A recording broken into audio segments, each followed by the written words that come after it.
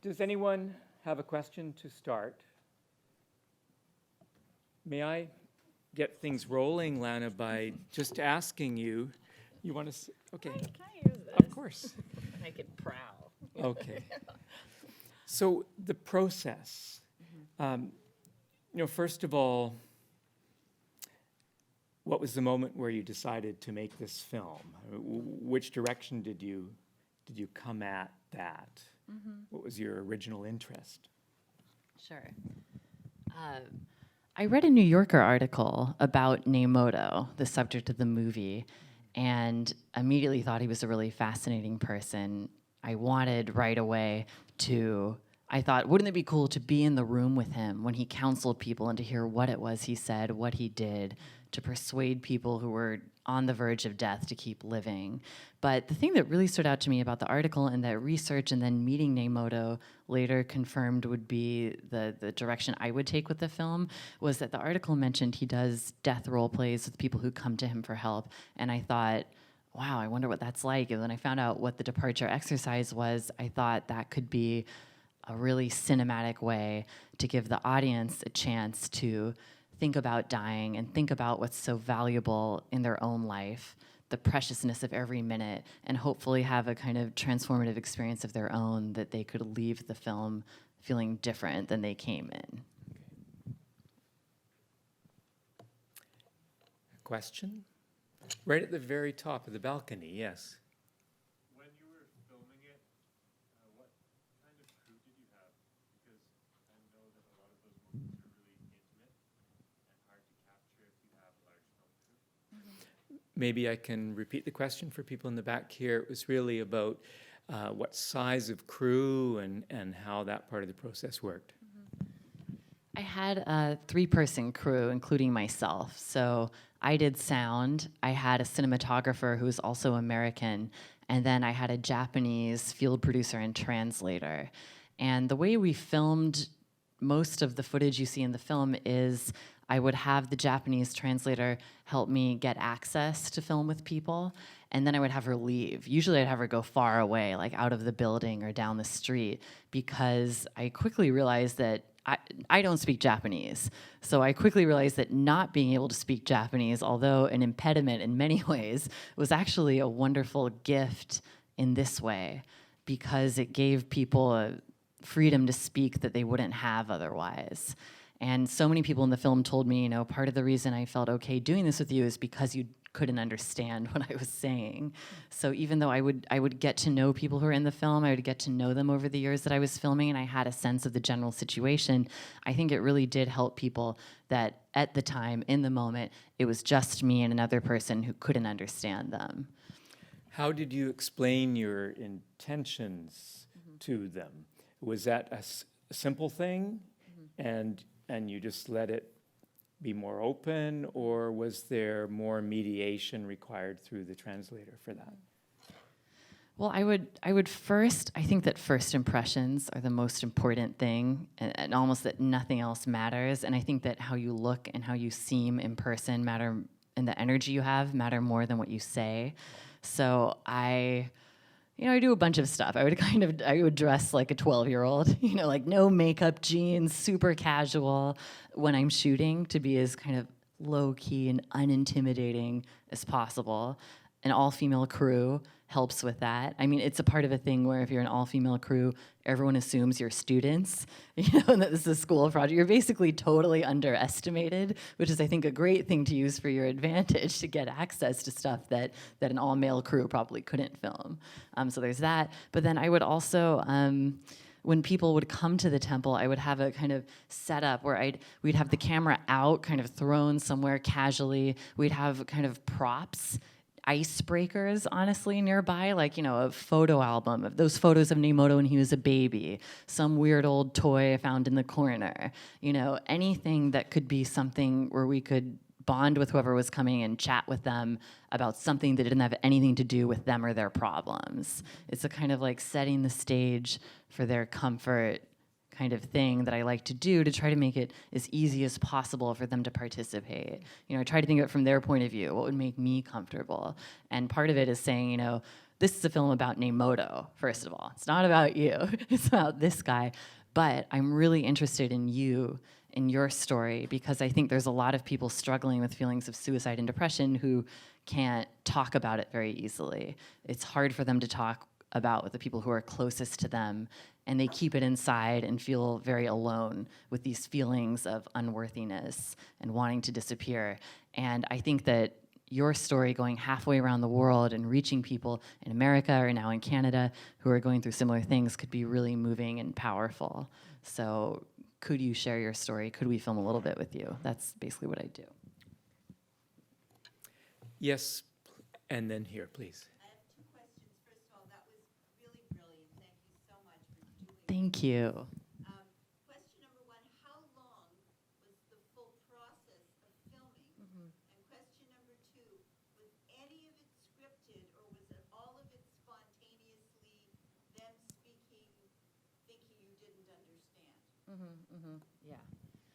The whole process, I started in December 2013 and I wrapped up in mid 2016. So it was about 3 years.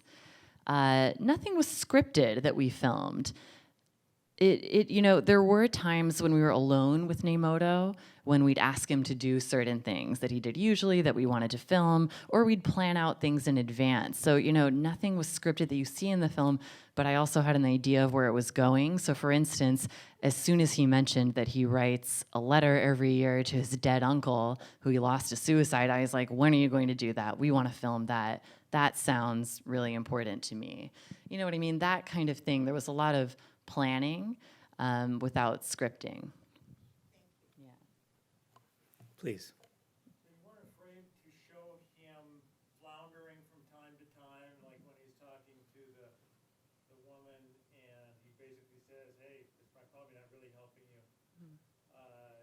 His drinking, his heart condition, I mean, you really wanted to show him not succeeding, and I just wanted to talk about that a little bit, that dimension. Yeah, definitely. That's very true. And I think people are most relatable when they're failing or floundering. I think it's when we're most sympathetic to characters in films. And I think the fact that he's so open with his patients, especially after he came out of the hospital, he became very open with them about his own problems and struggles. And I think that's part of what draws people to him. He isn't a professional therapist. He's had no training like that. He is not like a healthy doctor or a professional giving advice to a sick person. It's not like that. I think that the way he treats this work is as this mutual exchange. We have to help each other here. You need me, but I need you to help me figure out my own questions about life. I think that's part of what's so appealing to him, even though I know it can seem very, it's kind of reckless. I mean, it is reckless. And that's a part of who he is too. He isn't afraid. He just kind of like throw anything on the wall and see what sticks, but he is also open and let us into those moments of doubt.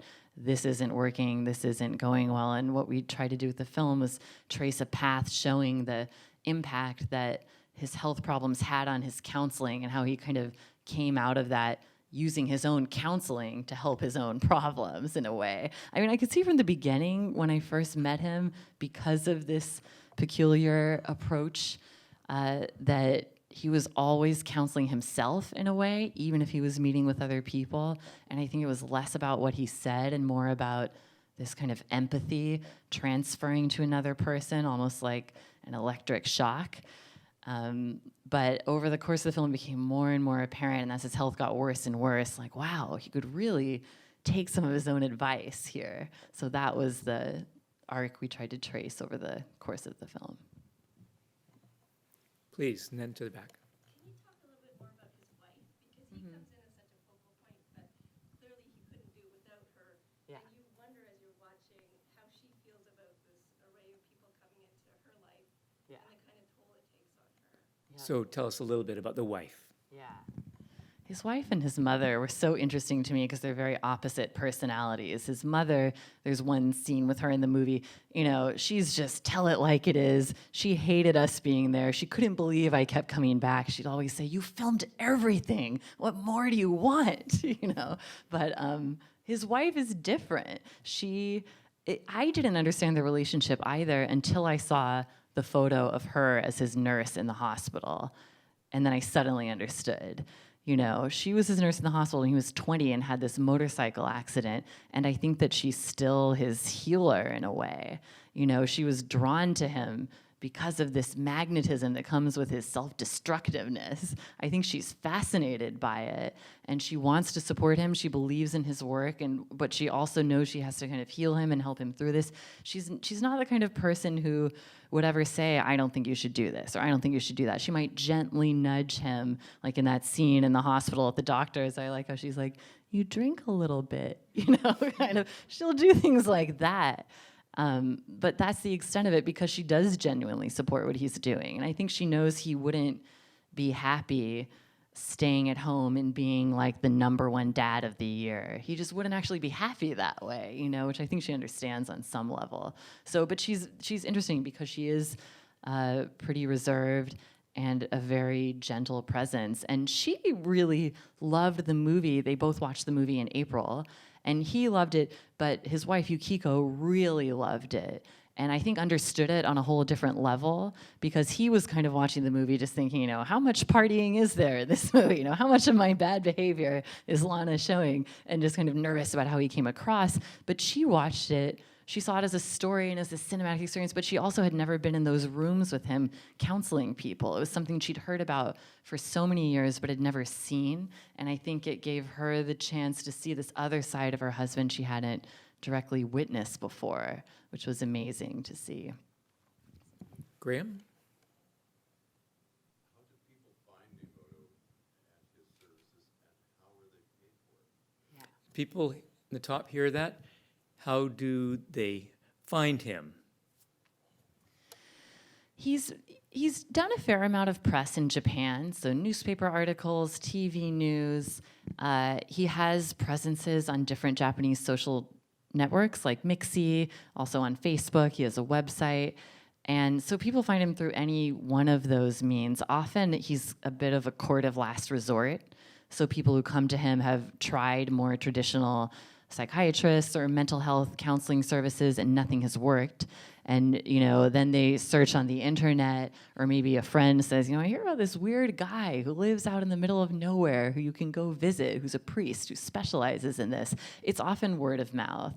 He also does public group events, like he'll teach meditation in a park to try to just draw more people into the fold so people are aware of the whole range of stuff he does.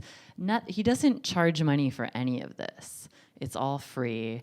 If they're doing like a camping trip kind of thing, he'll have everyone chip in for food, but that's it. So he makes a living because the temple that he runs where he lives, he gets a set amount of money from his sect, the Rinzai Zen sect, every year towards maintaining the temple.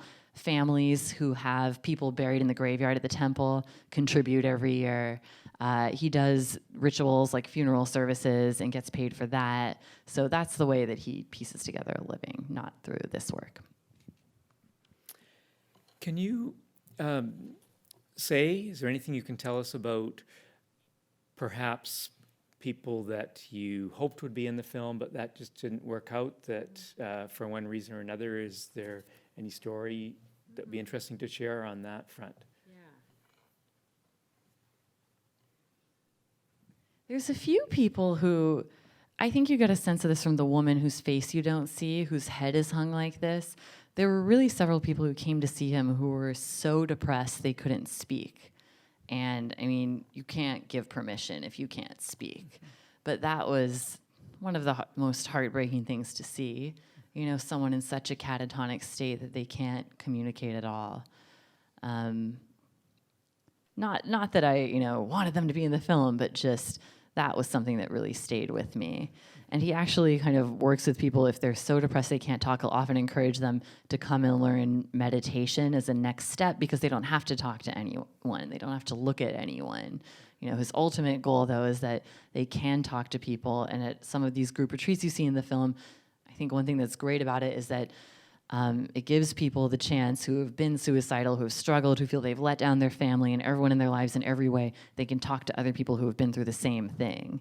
And one thing I saw and heard over and over is that, when you go through the worst times in your life, sometimes the only comfort there is in seeing someone else where your experience is echoed in them. And that was part of the idea I had for this film and how I convinced people to do it too, saying, your experience can be echoing around the world to all these other people. And I think that's really appealing because it is the only thing there is when you go through the worst possible stuff, knowing you're not alone. Okay, 3 questions close. Why don't we start here and go this way, please? Yes.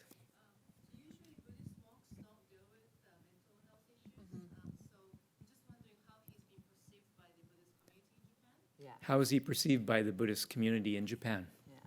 Well, he's a part of this little wave of priests that over the last 10 years have been getting more engaged in social justice issues, especially a few of these priests have focused on end-of-life care. Some have focused on anti-nuclear activism, and a few have focused on suicide prevention, including Neimoto. And yeah, I think you're right. I mean, it's more of like a job, usually that you inherit from your father in Japan. You grow up in a temple, your father's the priest, and then you become the priest. And that's the way it is 80 to 90% of the time. For people like Neimoto who seek it out, they often have different motivations. And I think that because of his personal experience losing people to suicide, that's why he wanted to do this. But he's seen as a little odd by many other priests, including other priests who do suicide prevention work. Because there are a few other. I think they admire him, and he's a leader of the community in some ways. And people look up to him, other priests who do suicide prevention work, because they think, wow, he'll just say anything. He's not afraid of the consequences. But they do think he's a little strange. They're he does theater games. He loves dancing. I think they find him impressive, but very eccentric. Immediately behind, yes, please. 2 questions. The first one was, when you read the article in the New Yorker, was he the same in person as what you had expected?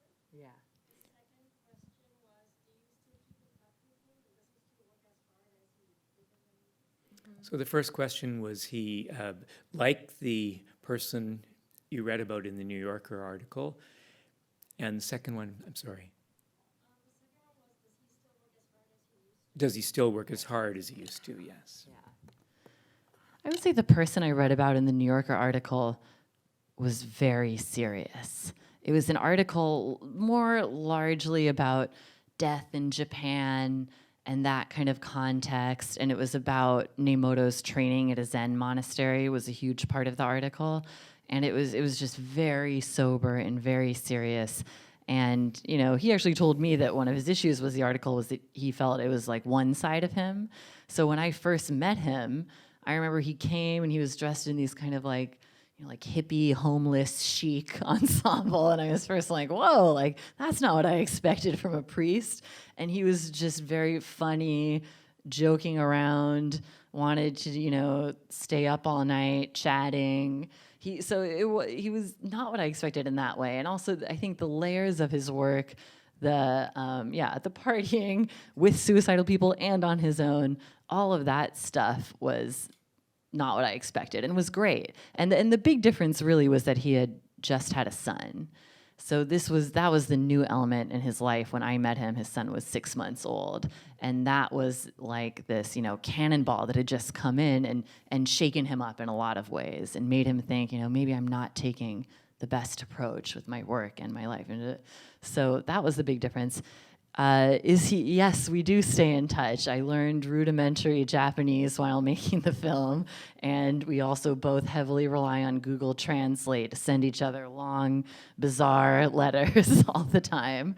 So we do stay in touch. He also came to New York for the film's premiere, which was great because he brought his wife and his son, and it was a bit like a forced vacation because his cell phone didn't work in New York. So he couldn't do any work. All he could do basically was like go to the playground with his kid, and it was awesome. He has pulled back a little bit. I mean, he hasn't transformed completely, but he's pulled back a little bit. I mean, I think it's kind of like most people. It's like people don't really change, but they definitely evolve, you know? And I would say he's evolved a fair amount, and he's in very good health right now.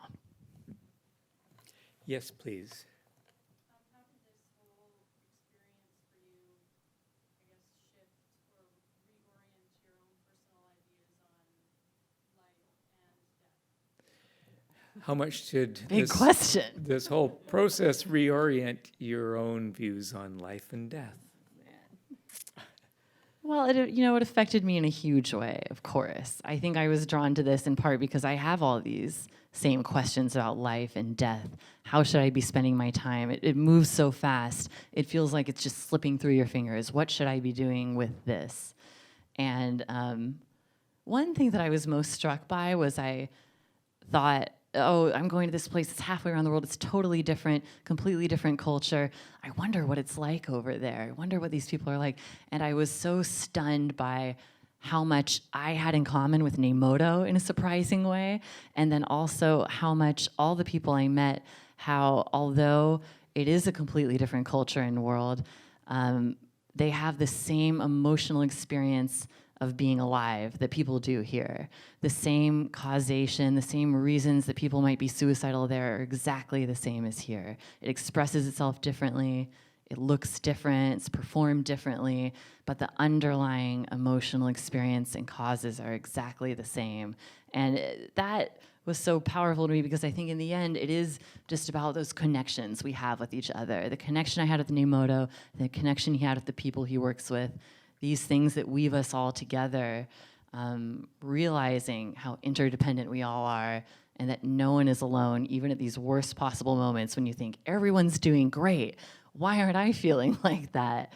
That is just the most valuable thing to see and experience, and I got to do a lot of that while I was over there and with him. Yes, please. I have a similar question. Yeah. It's about you and your crew. Yep. Nemoto is a hero, but he also saw as an audience him suffering as his suicide survivors. And as an audience, I can feel the empathy.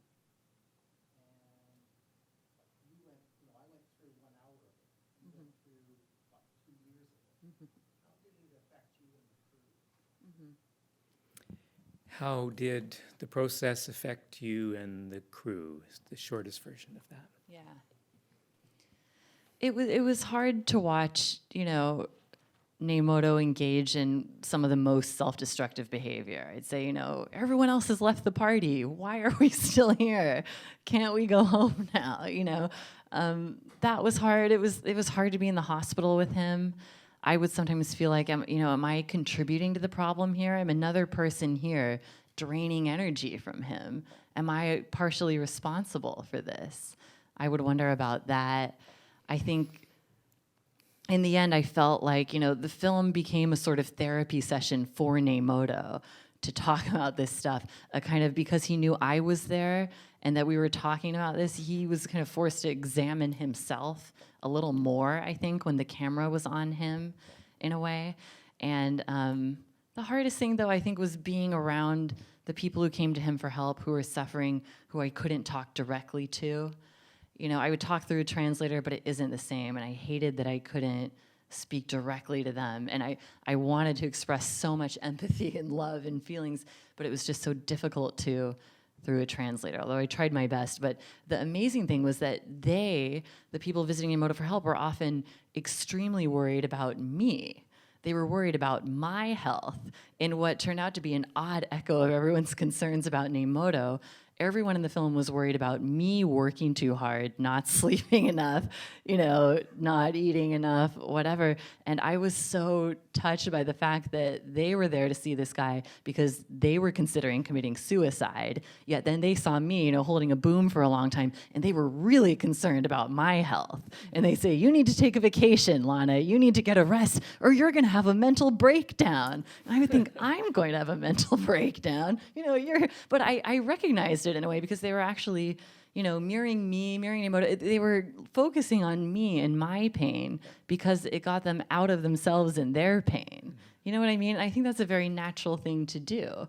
I mean, I was the person there focusing on this guy and his pain. Why was I doing that? You know what I mean? There is a kind of joy in forgetting yourself entirely. And I was glad, I guess, that I was there to provide a kind of way for them to forget their own pain for a second, to take pity on me holding a microphone for a few hours, It was really endlessly interesting. It's a therapy exercise for me, too.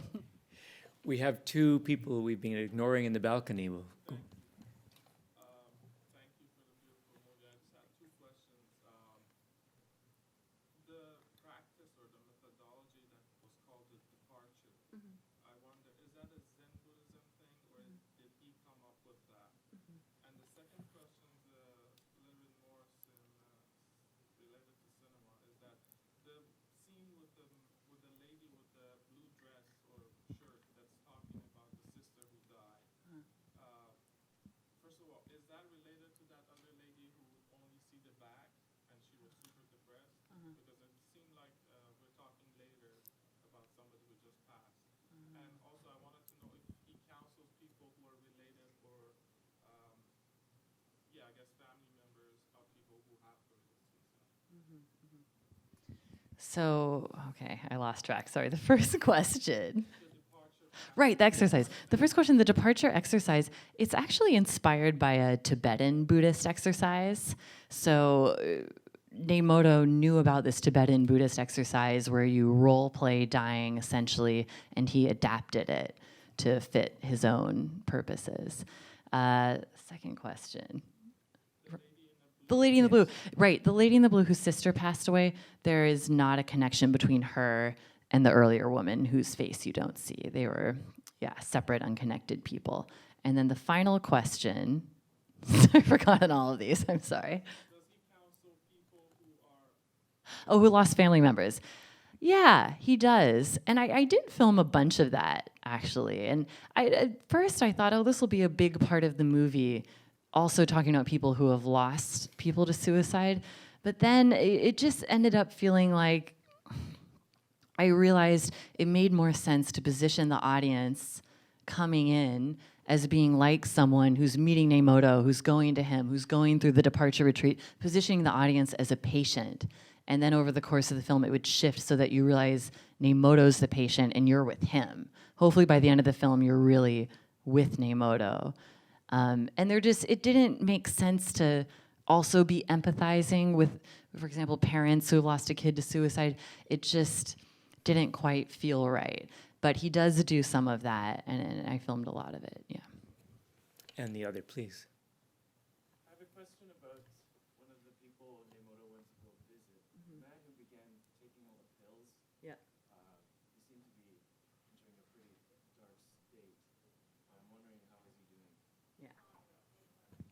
The man taking all the pills, who I think of as the kind of bad dad foil to Nemoto, he's doing really well now.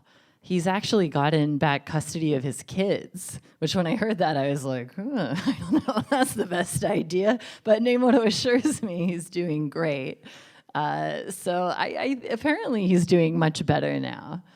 Yeah, I remember filming that scene so well because I think that a lot of the time people who are filmmakers or writers or work in the arts, they're often driven to do this because of some childhood memory they have of a film experience or a book they read that transformed them forever.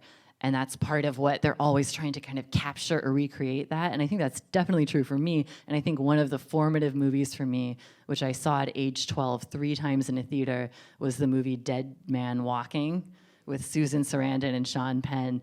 And I'd mentioned once, my favorite movie when I was a kid was Dead Man Walking to my cinematographer. And I remember after we filmed that scene, we left and she turned to me and she's like, Lana, you've done it. You've refilmed a scene from Dead Man Walking. And I was like, you're right. One person just breaking down, losing it next to this other person who is completely calm, forgiving the most horrendous things, just listening and being there with them. Not only being there with them, but saying, I'm like you. We're in the Bad Fathers Alliance. I'm exactly like you. We're the same.